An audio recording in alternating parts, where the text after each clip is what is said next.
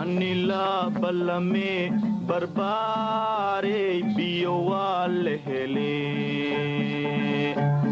ambaxne badarkii abuurne berihi kulanti wacan oo wanaagsan daawadayaal waxaad ku soo dhawaataan barnaamijka barbaarta iyo beeraha. waxaan maanta si gaar ah diiradda ugu saari doonaa waxaa lagu soo koobaa faa'iidooyinka beeraha ama ahmiyadda beeraha ilaa 3 qodob oo waaweyn. taariikh kooban oo ku saabsan beerashada iyo sidii ay ku soo bilaabatay ayaan dul istaagi doonaa. bilowgii hore nolosha dadku waxay ku xirnayd 2 arrimood. wax la yiraahdo araxsi oo ah miraysi in dadka ay duurka ama kaynta aadaan ay miraha soo gurtaan mirahaas ku noolaadaan.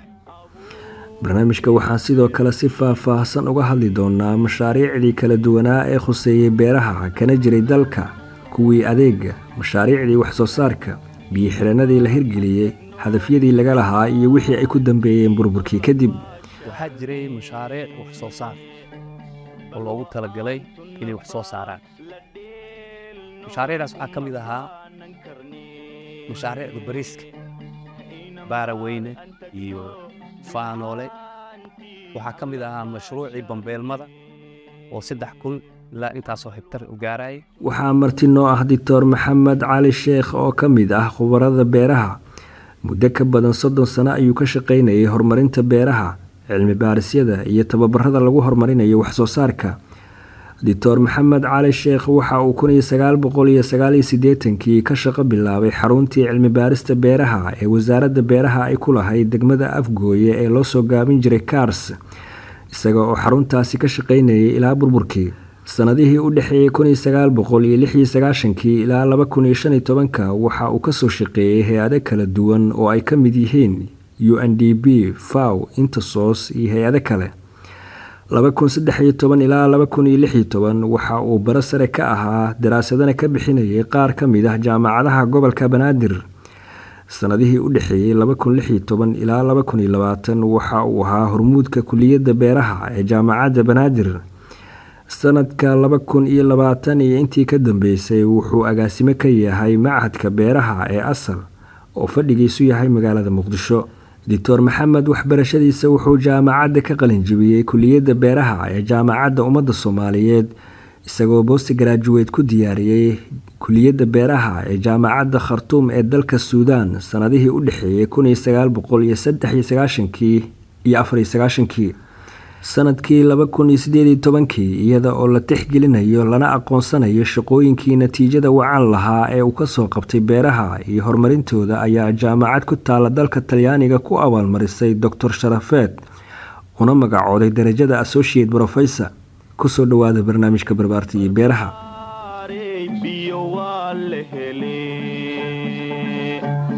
ambaxne badarkii abuurne berihi anfalne. Dr. Maxamed, aad baan kaaga mahad celinayaa waqtigaaga iyo sidaad nooga aqbashay wareysigan. waxaan jeclaan lahaa inaan marka hore ku furanno barnaamijkeena sharaxaad kooban oo ku saabsan beeraha iyo muhiimadooda. waa maxay beer? muhiimadda ay ku fadhiyaan maxay tahay? marka oo beer la yiraahdo dadka badanaa waxay u haystaan inay tahay keliya waxyaabaha la beero oo dalaga keliya, laakiin beer ahmiyaddaas waa ka weyn tahay. waxaa lagu soo koobaa faa'iidooyinka beeraha ama ahmiyadda beeraha ilaa 3 qodob oo waaweyn.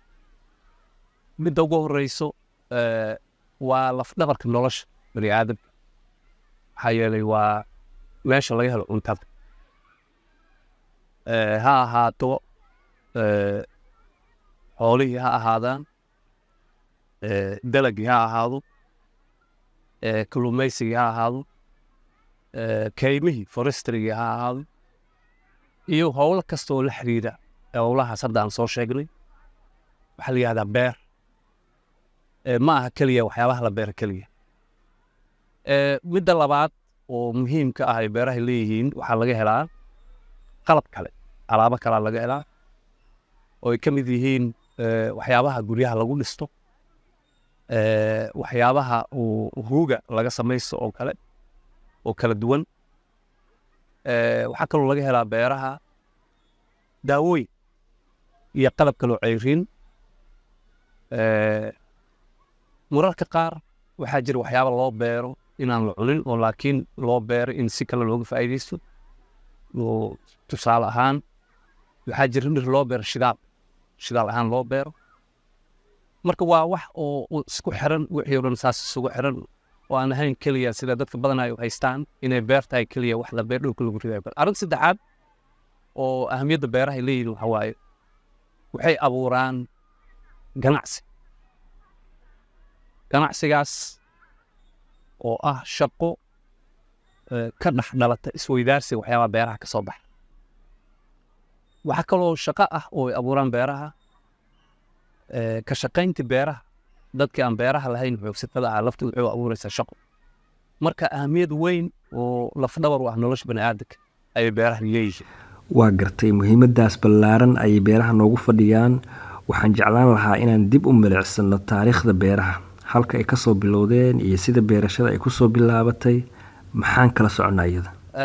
bilowgii hore nolosha dadku waxay ku xirnayd laba arrimood. wax la yidhaahdo araxsi oo ah miraysi, in dadka ay duurka ama kaynta aadaan ay mirahaas soo gurtaan, ay mirahaas ku noolaadaan. waxay kaloo ku noolaan jireen oo wax la yidhahdo ugaarsi. waxay ugaarsan jireen xoolaha. xoolahaasaa iyaga ku noolaan jireen. muddo markay sidaas ahayd waxaa la dareemay cunto yari oo aag walba oo dadku nool yihiin oo laga miraysan jiray ama laga ugaarsan jiray. waxaa dhacday inay yaraadaan, mirihiin ay yaraadaan, ugaarta inay yaraato.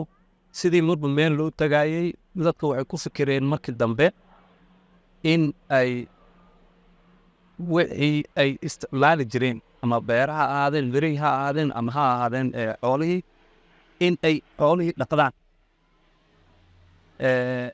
kadibna ay mirihii beertaan. marka waxaa la yidhahdaa food security ama amniga cuntada meeshaas ka soo bilowda. amniga cuntada wuxuu yimid markii cunto yaraan la arkay. lidiyan ku tahay maxaa la yidhahdaa amniga cuntada iyo cunto yaraanta waa laba wax oo lidis ku ah. hase yeeshee sida badanaa dadka ay fahamsan yihiin, haddii cunto badan la soo saaro oo cunto badan ay jirto, macnaha ma aha in food security ama amniga cunto la gaaro. waxaa shuruud u ah cuntadii awalan inay la helo, tan labaad inay dadkii cuntadaas qof walba ay gaari karto, inay tahay cunto mar kasta la heli karo, iyo cunto nafaqa leh.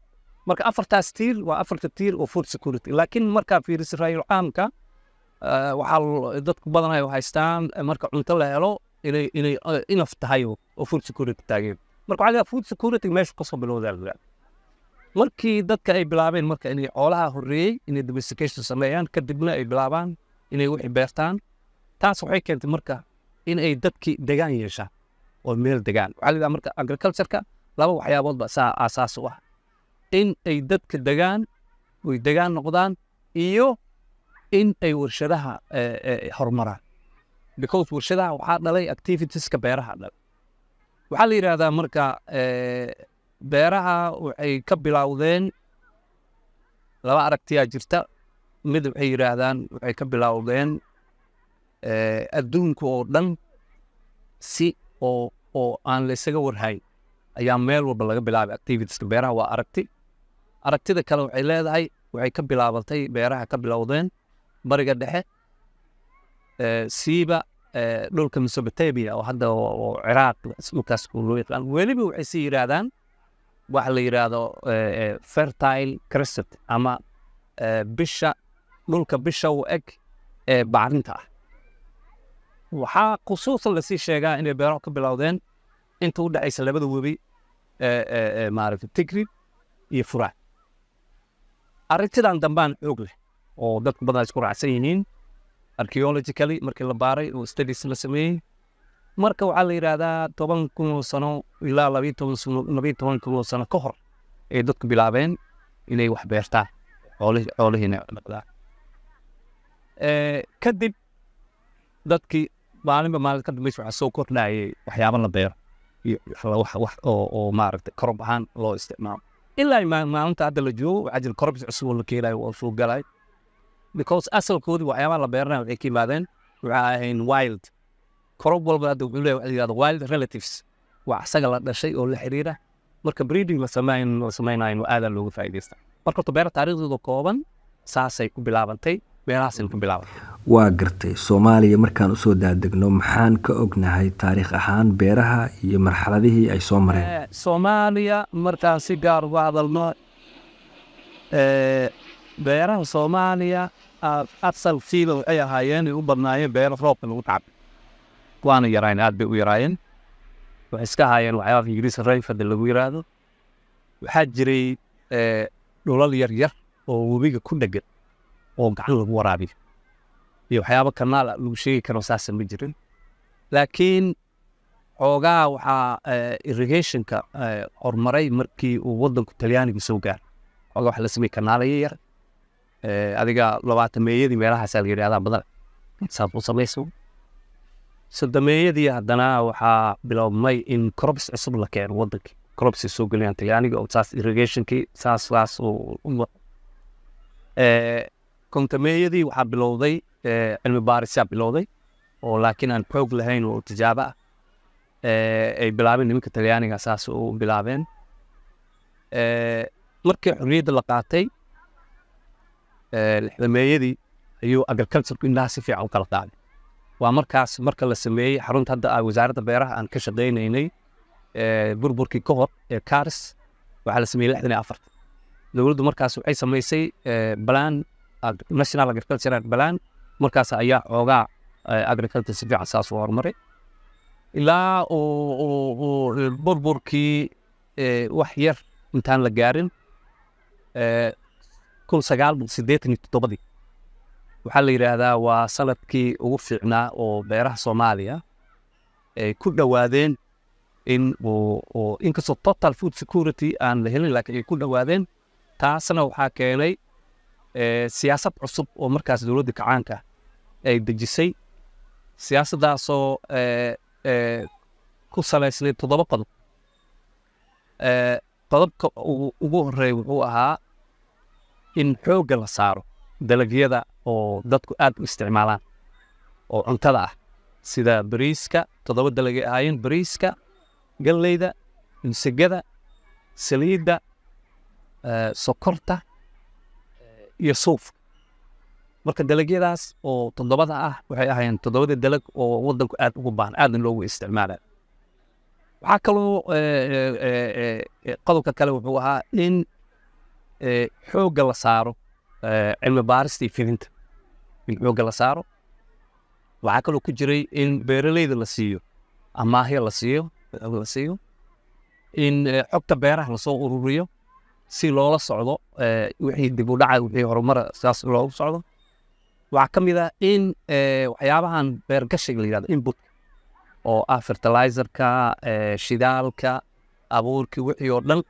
in beeraley walba gobol walba degmadiisa uu ka helo runtiina hay-ada loo sameeyey waxaad ka shaqaynaysay in la diiwaan geliyo waxyaabaha beeraha oo dhulka iyo beeraleyda marka qodobadaas 7 waxay aasaas u noqdeen in 87 heer fiican laga gaaro in beerihii laga gaaro maca asif waqti yar kadibna waxaa iska bilowdayba in wixiisaas ay u burburaan mashaariic badan oo dhinaca beeraha ah oo dalka oo dhan ku baahsanaa ayaa jiray mashaariicdaas iyo ahdaaftii laga lahaa iyo haddii aad wax nooga sheegi karto waxaa jiray mashaariic fara badan oo kala duwan ujeedooyin kala duwan lahaa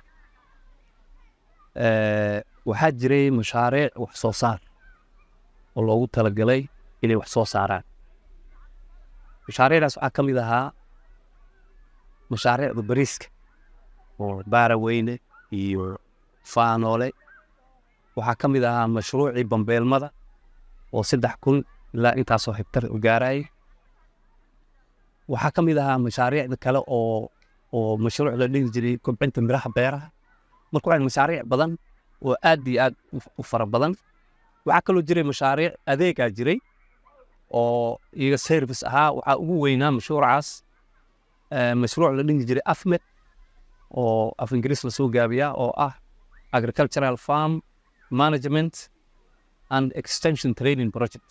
marka Soomaali ahaan waxaa iska nirahnaa annaga mashruuci filinta, mashruuc aad u ballaaran ahaa oo adeeg ah oo ka shaqayn jiray waxyaabaha cilmi baaris lagu helo inay beeralayda gaarsiiyaan. mashruucaas wuxuu ka jiray ilaa 8 gobol, laga soo bilaabay Hiiraan, labada Shabeelle, labada Jubba, Baay iyo Bakool. wuxuu mashruuc aad u ballaaran runtiina wax soo saarkii iyo beeraha quutul daruuriga sida masagada iyo galleyda iyo sisinta heer gaarsiiyey.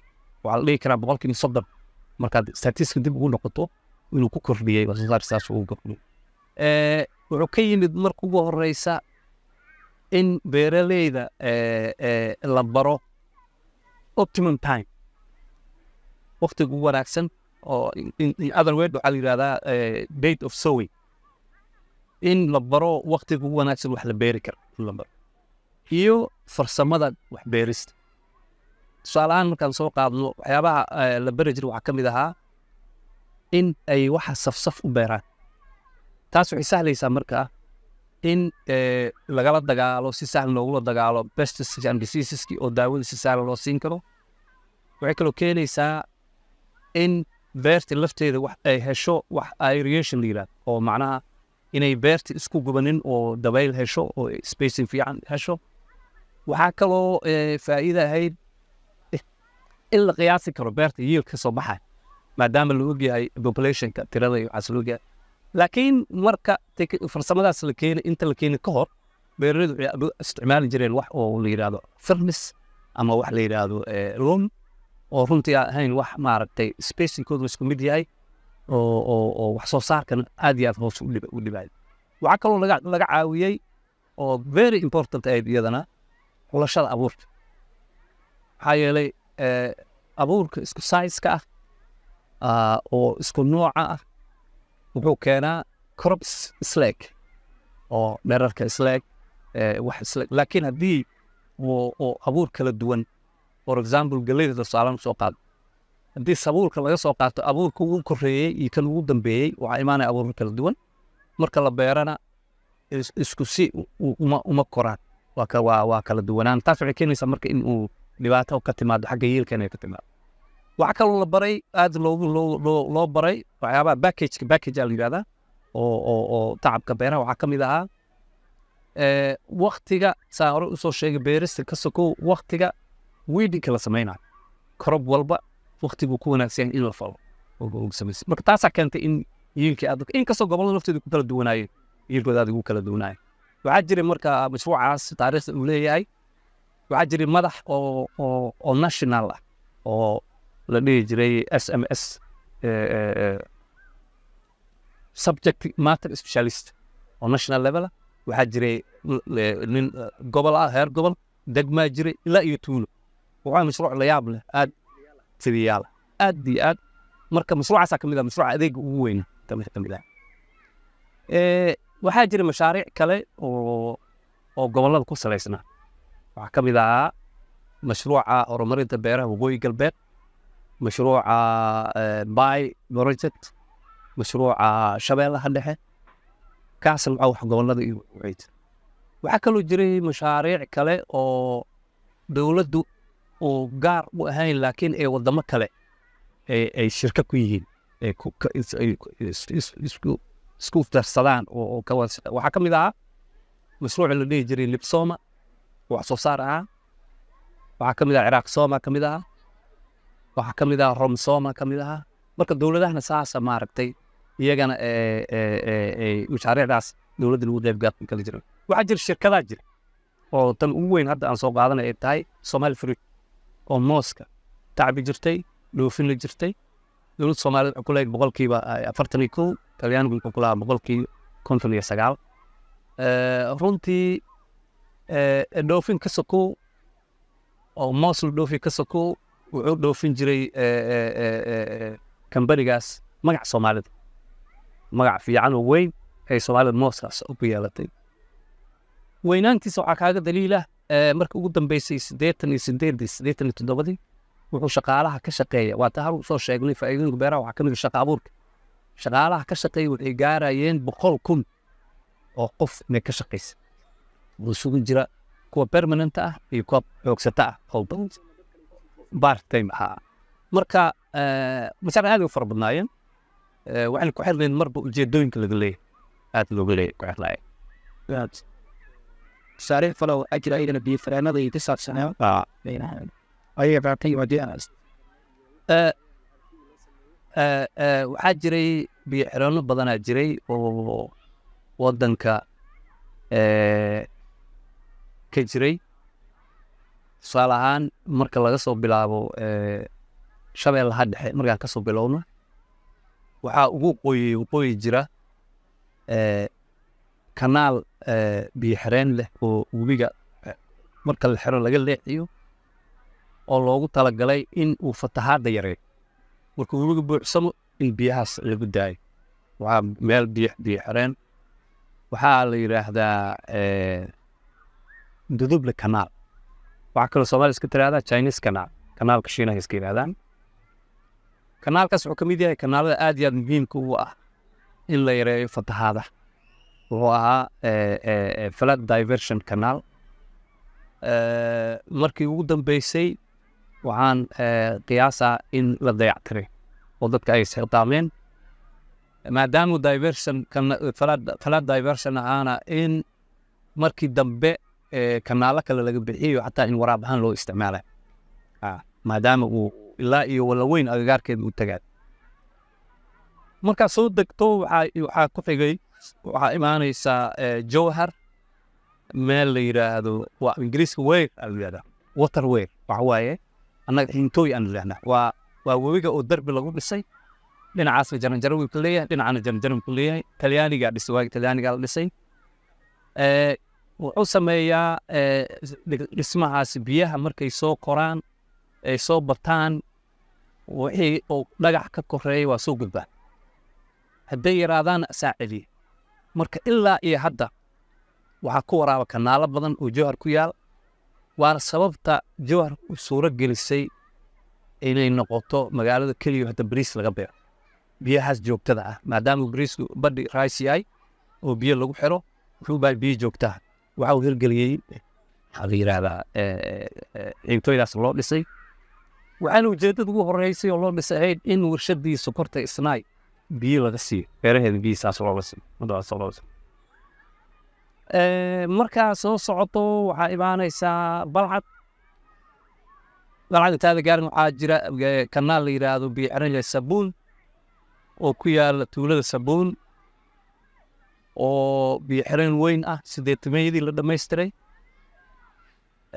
waa biyo xiranka ugu muhiimsan biyo xirankaas wuxuu leeyahay kanaal dhowr iyo 20 mitir ah oo webiga ka leexanayo kanaalkaas marka biyo xireenka la xiro biyaha waxay geeyaan meel haro weyn ah oo la qoday haradaas oo marka webigu biyo badan wado fatahaad ay jirto biyaha lagu kaydiyo meeshaas lagu hayo waa haro weyn waxaa lagu qiyaasaa wareegeeda 44 kilomitir qotadana waxaa lagu qiyaasaa oo dhexdhexaadka average depth waxaa lagu qiyaasaa ilaa 3 mitir marka waxaa la yidhaahdaa 28 ilaa 29 milyan oo fuusto oo biyo ee haltaas qaada marka waxaa la samayn jiray marka uu jiilaal dhaco uu webiga u dhaco waxaa la soo furi jiray biyahaas webigan lagu soo shubi jiray markaasaa waxaa ka faa'iidaysan jiray beeraha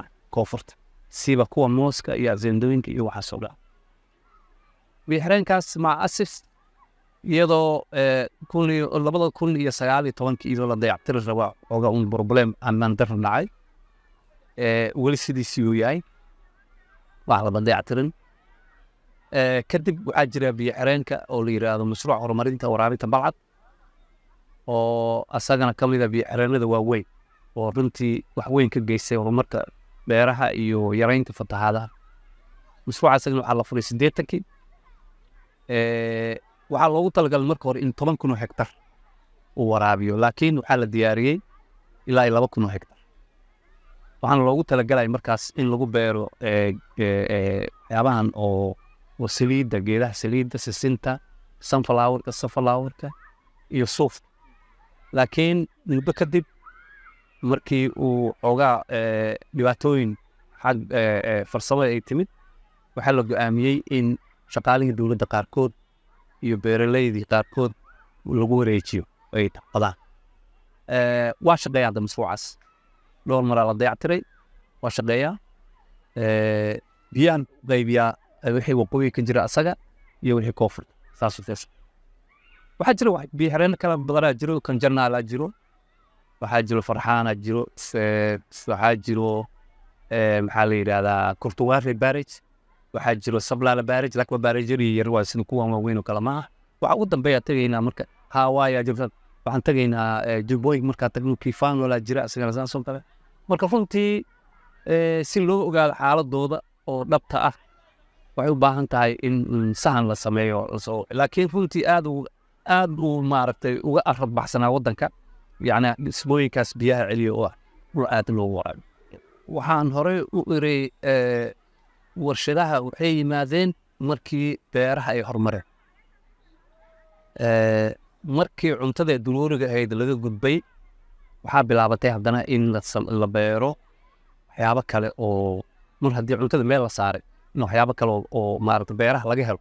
beeraha cunto kaliya ma saan hore u sheegay, suufkaa bilowday. suufka markuu bilowday, waxaa bilowday in loo baahdo wax qornadii ka bixiya. jiinin mashiinkiyaa la alifay marka oo qornada ka bixinaya. waxaa bilowday marka in waxyaabaha la yidhahdo industrial crops, qasabka ka mid yahay, uu ka mid yahay geedihii saliidda oo kale. waxaas in marka haddayna jiri lahayn cropskan, warshadahan ma imaan lahayn. marka warshadahaasaa jirin. waxaa ka mid ah anaga warshadaha beerahan haysanay markaan hadda oo beeraha ku xiriiray, si toos ula xiriiray. waxaa ka mid ah warshada sokorta ee Isnaay ama Jowhar. waxaa ka mid ahayd warshadii sokorta ee Mareefay Jubba. waxaa ka mid ahayd warshada saliidda cuntada. waxaa ka mid ah warshada dharkii suufka Balcad oo suufka bilaabaysay ilaa dhar rinjiyeysan bixinaysay. waxaa ka mid ah warshadaha saliidda hadda aan soo sheegay. waxaa warshado badan oo si toos ugu xiran xusaarka tacabka beeraha. waxaa ka mid ah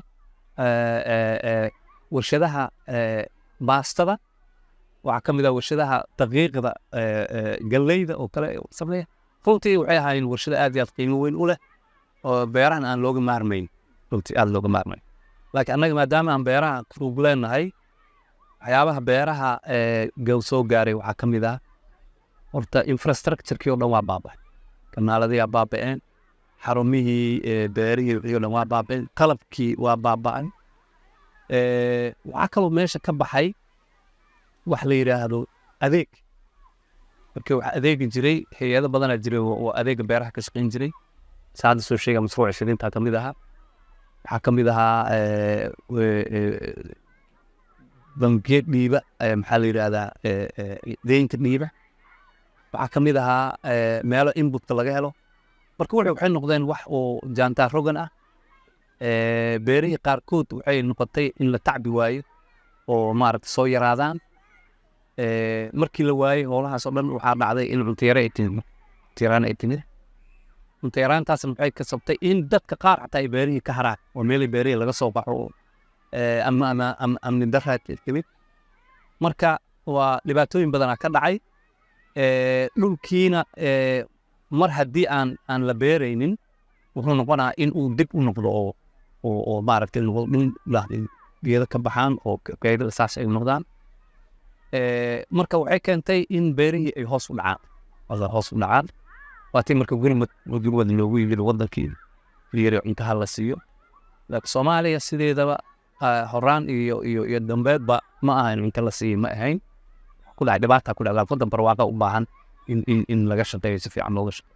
beerahan xoogga la saaro, si fiican loo saaro.